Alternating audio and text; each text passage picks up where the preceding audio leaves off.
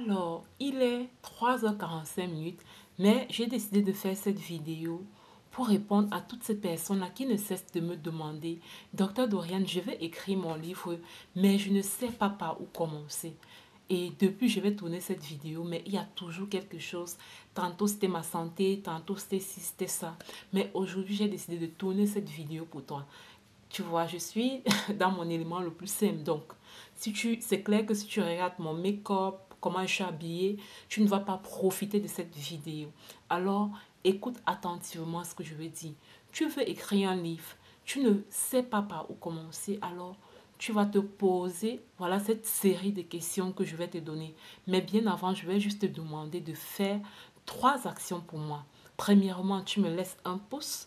Deuxièmement, tu t'abonnes en fait, tu cliques sur abonner.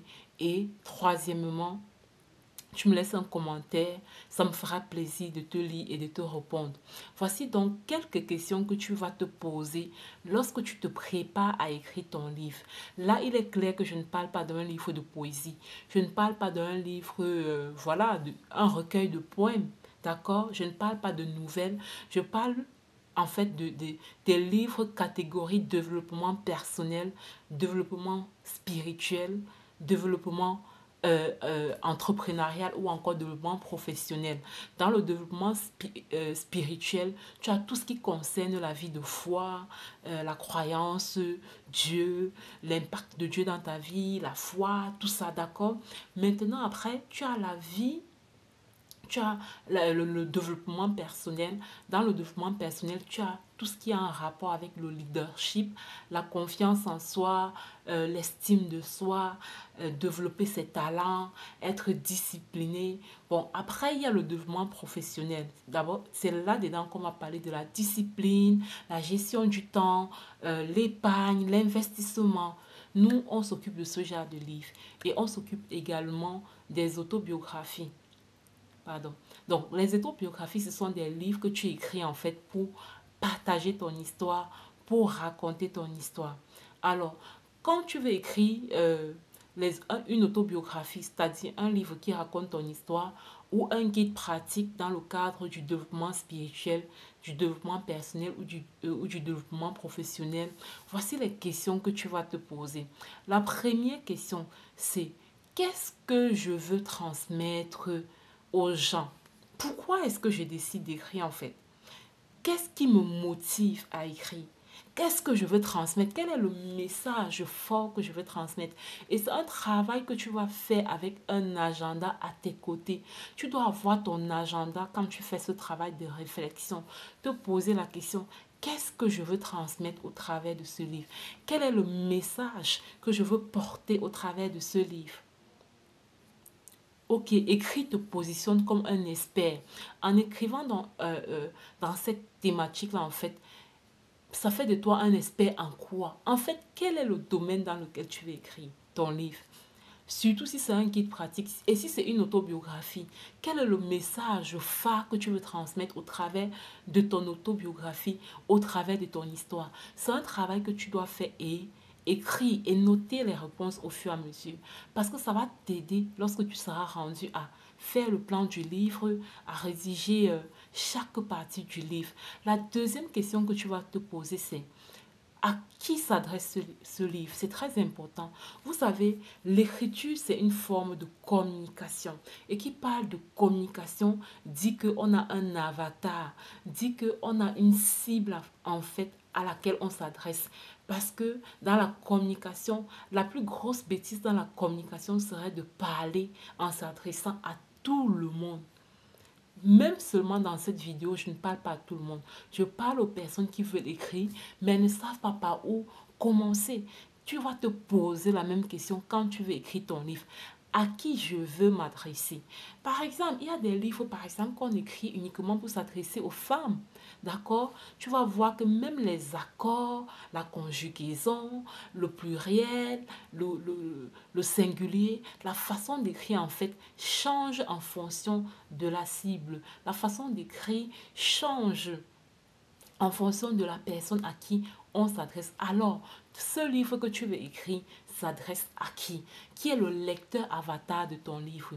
Qui est le lecteur à qui ton livre est dédié. Et c'est en fonction de cet avatar-là que tu vas écrire. Ça semble être des questions simples, mais je vous assure, c'est des questions mais vraiment fondamentales.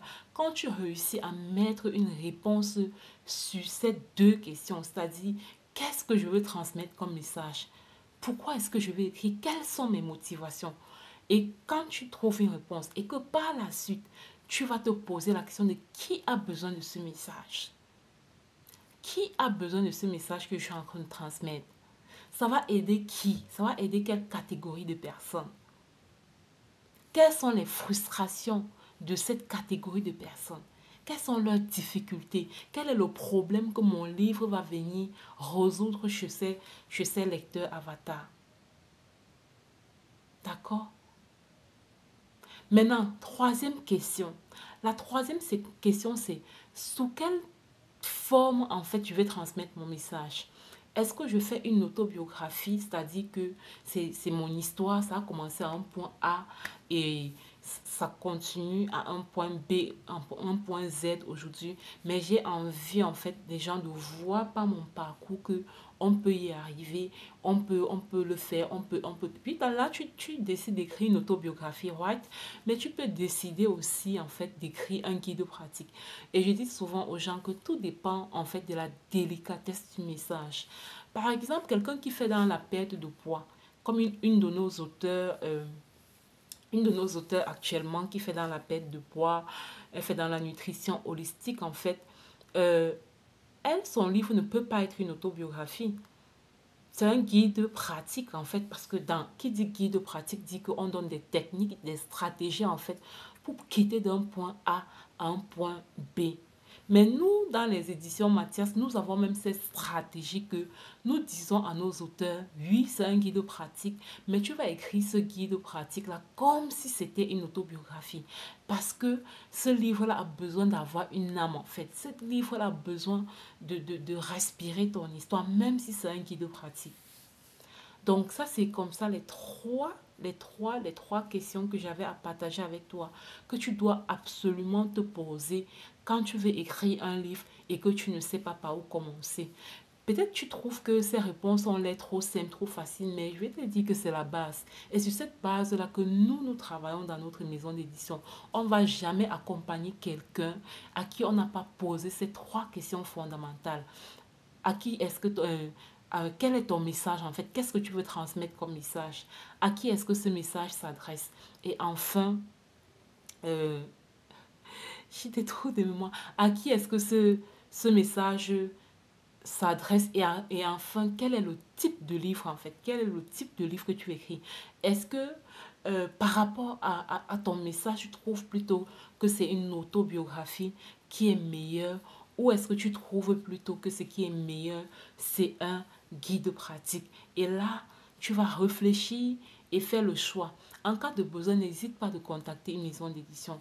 Seul, on va loin, mais ensemble, on va plus vite. Les personnes qui ont expérimenté le travail avec nous, qui ont expérimenté le travail d'écriture et d'édition avec nous, peuvent confirmer, peuvent témoigner de notre rapidité parce que nous sommes rapides.